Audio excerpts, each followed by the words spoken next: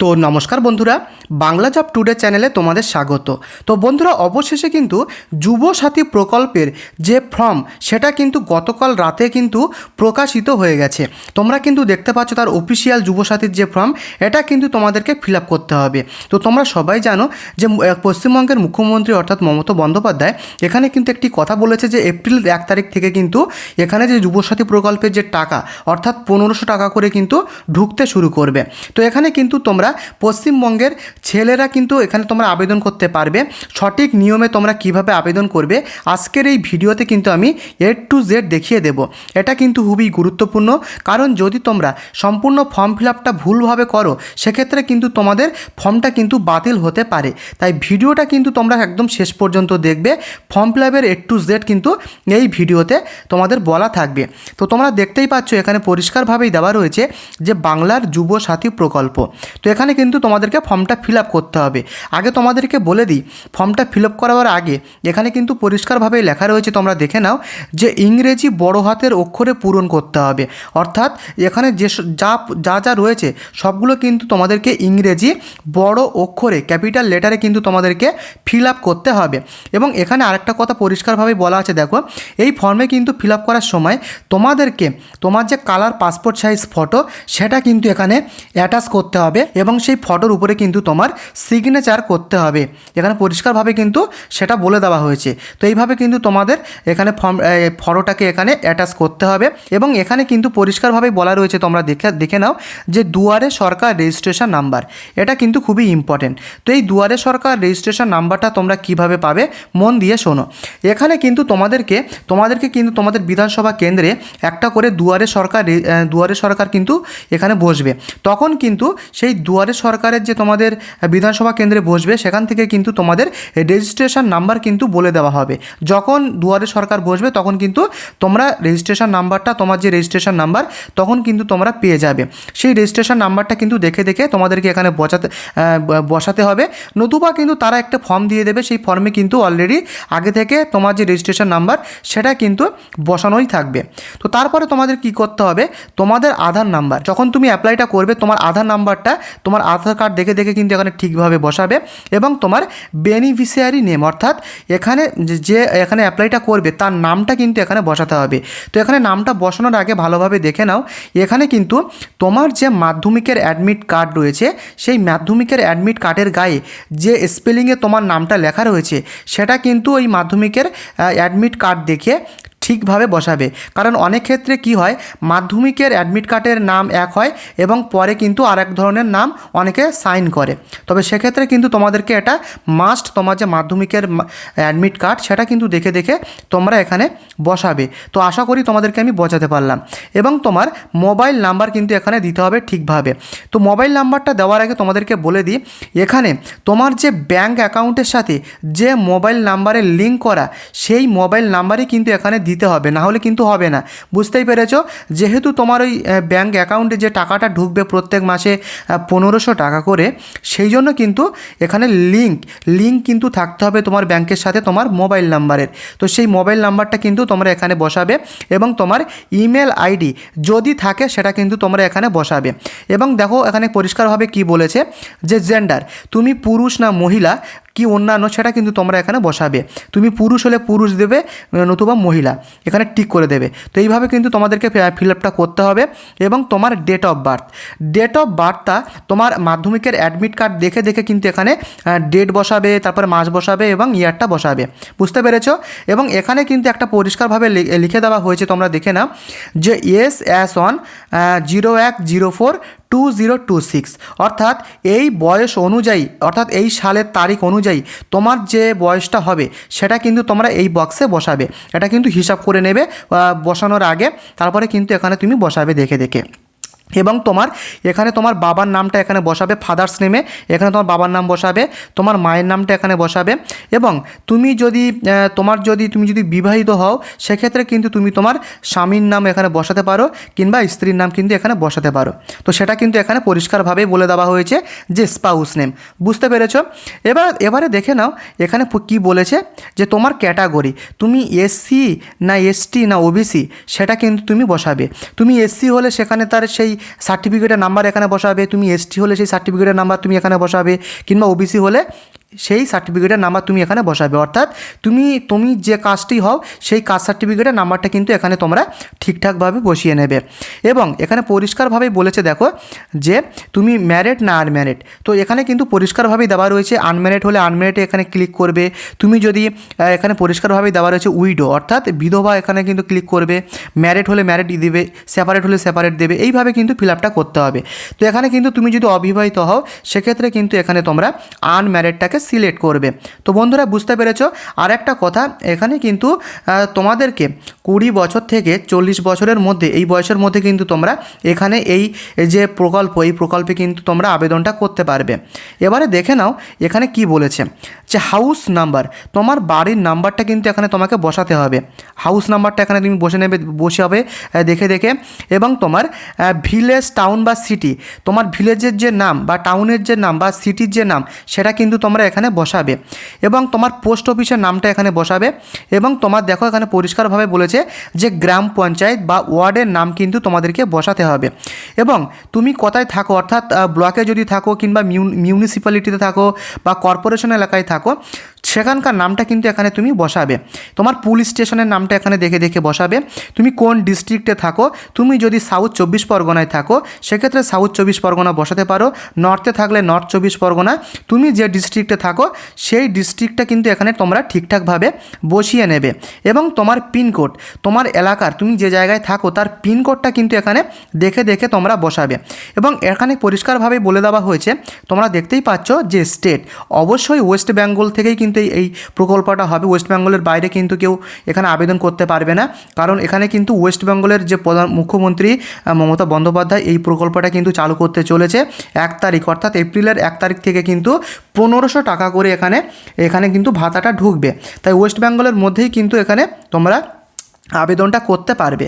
তো আশা করি তোমরা বুঝতে পেরেছো। এবারে আসি পরের পেজে। তো এখানে তোমরা দেখে নাও যে তোমার এখানে কিন্তু বসাতে হচ্ছে যে মাধ্যমিক বা সমতুল্য পরীক্ষার বিবরণ, অর্থাৎ তোমার মাধ্যমিকের যে অ্যাডমিট কার্ডের যে রোল নাম্বার সেটা কিন্তু তুমি দেখে এই রোল নাম্বারটাতে বসাবে।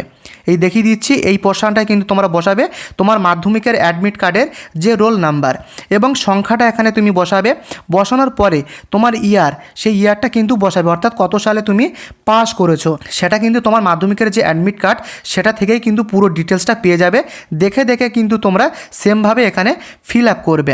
এবং তুমি মাধ্যমিক পাস কোন বোর্ড থেকে করেছো সেই মাধ্যমিকের সেই বোর্ডটা কিন্তু সিলেক্ট করতে হবে। তুমি যদি WBBSC থেকে পাস করো কিংবা CBSC, ICSC, এখানে কিন্তু বিভিন্ন বোর্ড দেওয়া রয়েছে, সেই বোর্ডটা কিন্তু এখানে কিন্তু ফিল আপ করবে, এখানে কিন্তু দিয়ে দেবে। বুঝতে পেরেছো? এখানে কিন্তু ক্লিক করবে। তো বন্ধুরা এইভাবে কিন্তু তোমাদেরকে পূরণ করতে হবে। তারপরে দেখে নাও এখানে পরিষ্কারভাবে বলে দেওয়া হয়েছে যে এডুকেশনাল কোয়ালিফিকেশান হাইয়েস্ট, অর্থাৎ তুমি লাস্ট কত পর্যন্ত তোমার শিক্ষাগত যোগ্যতা রয়েছে সেটা কিন্তু তোমরা এখানে বসাবে। এই পোর্শনটাতে কিন্তু তুমি বসাবে। তুমি যদি লাস্ট গ্র্যাজুয়েশন পাস করো, গ্র্যাজুয়েট হয়ে থাকো, ITI বা ডিপ্লোমা করে থাকো, যেটাই করে থাকো না কেন, যে লাস্ট কোয়ালিফিকেশান সেটা কিন্তু তোমরা এখানে বসাবে। বসানোর পরে এখানে কিন্তু তোমার প্রেজেন্ট অকুপেশন, অর্থাৎ তোমার বর্তমান পেশা, তুমি কি করো সেটা কিন্তু তুমি এখানে বসাবে। বুঝতে পেরেছো? তো এগুলো কিন্তু সব ক্যাপিটালে, কিন্তু প্রথম থেকে শেষ পর্যন্ত যা বলছি সবগুলো কিন্তু তোমাদেরকে ক্যাপিটালে লিখতে হবে, ইংলিশ ওয়ার্ডে। ভালো করে কিন্তু বুঝে নাও, ভুলভাবে কিন্তু ফিল আপ করলে তোমার ফর্মটা বাতিল হতে পারে বন্ধুরা। তো ভালোভাবে কিন্তু তোমরা ব্যাপারটা আগে ভালোভাবে দেখো ফর্ম ফিল আপটা। তো এবারে আসি যেটা সবথেকে গুরুত্বপূর্ণ, যেটার মাধ্যমে টাকাটা ঢুকবে তোমার ব্যাঙ্ক অ্যাকাউন্টে, সেই ব্যাঙ্ক অ্যাকাউন্ট ডিটেলস কিন্তু এখানে চাওয়া হয়েছে। অবশ্যই তোমার ব্যাঙ্ক অ্যাকাউন্টের সাথে কিন্তু আধার লিঙ্ক থাকতে হবে, এটা কিন্তু খুবই গুরুত্বপূর্ণ। ব্যাঙ্ক লিঙ্ক কিন্তু তোমার আধার কার্ডের সাথে থাকতে হবে। এবং তোমার ব্যাঙ্কের নামটা কিন্তু এখানে তুমি ঠিকঠাকভাবে বসাবে এই পোর্শনে।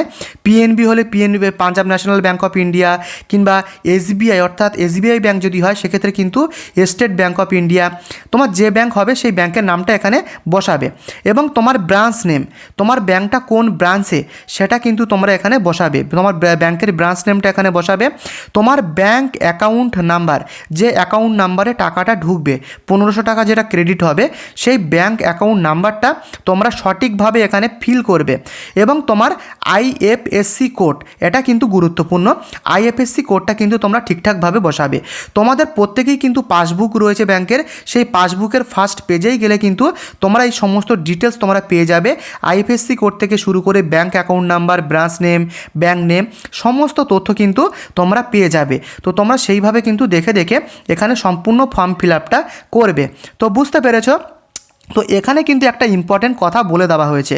তো দেখতে পাচ্ছ এখানে পরিষ্কারভাবে বলেছে অন্য কোনো সরকারি সাহায্য আপনি কি পান রাজ্য সরকার থেকে, তো সেটাই কিন্তু এখানে বলে দেওয়া হয়েছে। তবে এখানে তুমি যদি রাজ্য সরকার থেকে অন্য কোনো সুযোগ সুবিধা পাও, সেক্ষেত্রে তোমরা ইয়েস করতে পারো, না পেলে নো করবে।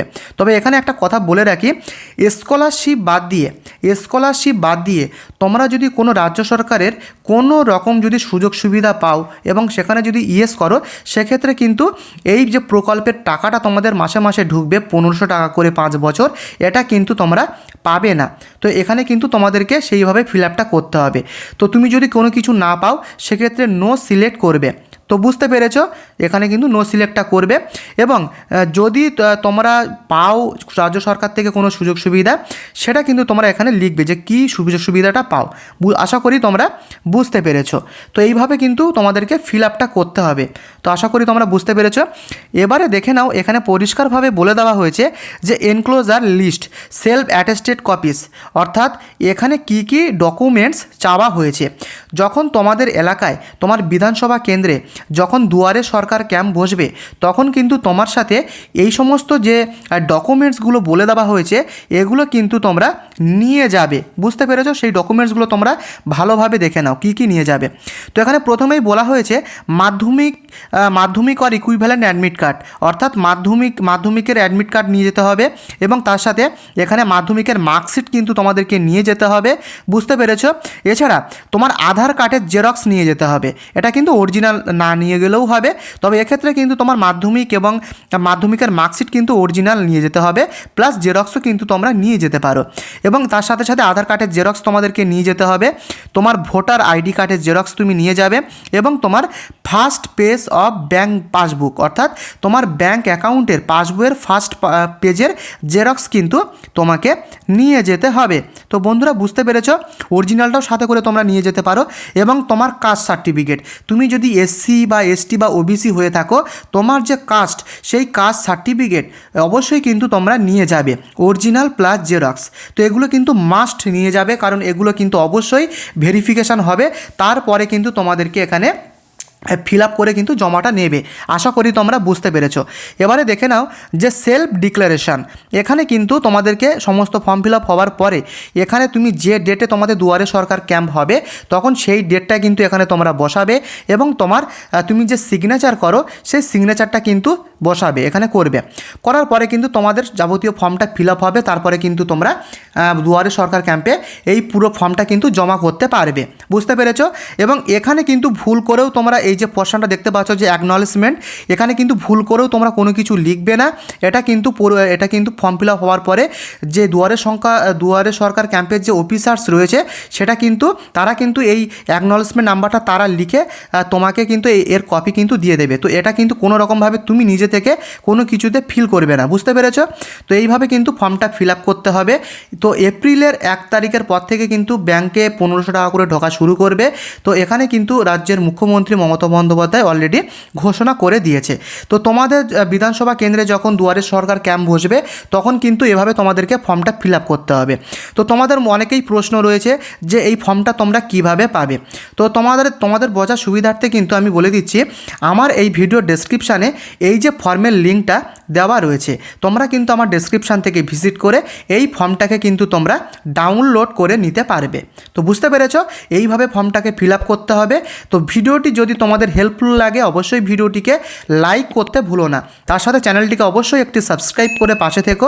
আগামীকাল দেখা হচ্ছে। ধন্যবাদ।